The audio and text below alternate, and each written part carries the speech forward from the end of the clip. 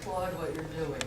It's wonderful. If nothing else, it's an answer to the standardized testing, because they call that accountability, which we all know it isn't. So, Thanks. but a question, and I may have missed something, the question I have is, I'm really interested in the kinds of assessment that occur when children perform a play or a dance, or, you know, when they're those kinds of assessments, when they actually do something. Are those part of some of your considerations? Yeah, for sure. We and others who work in the group should say what they want to say.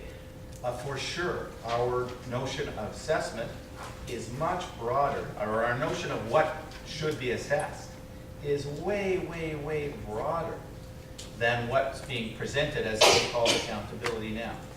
The challenges that we face are, so what is it that we do to assess that play or that music or that cultural event in the school?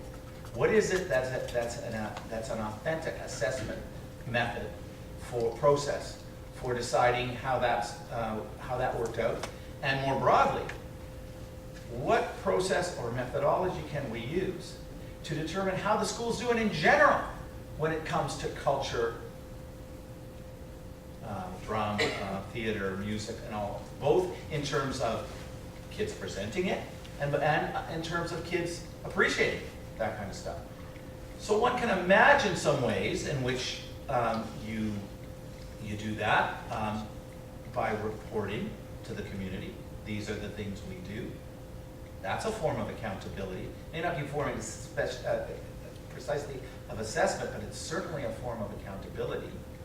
But the question remains, and I think it's a question for us as it's a question for you. How do we figure out a way to look at School X and say, how are we doing in terms of cultural presentation and cultural sensibility for the kids in this school? We don't have an answer to that, but it's certainly part of what we would want to look at. The fellow who asked the question about pragmatism should have stayed, because that's what you're talking about, right there, is that you're talking about consequences. But the question, I have trouble with the question. You got a mom. Yep. Which took me a long time to know his mom where I'm from. I was thinking of mom, a flower.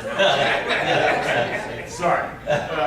But when you talk about one, you violate your 7th point of diversity, right? Because you can't answer one mom. You got to answer moms, right? And that's harder than answering one mom, because the doing in the meeting blend into one question for one month, right? What are you doing for how's my kid doing, right? So I think that metaphor you ought to work on. And then the other is, I'm not sure you said how it's doing, but I think you talked a lot about what it's doing.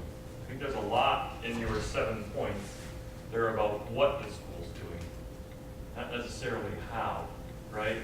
Because at some point, you have to make some kind of interpretation of effectiveness, like you did at the end.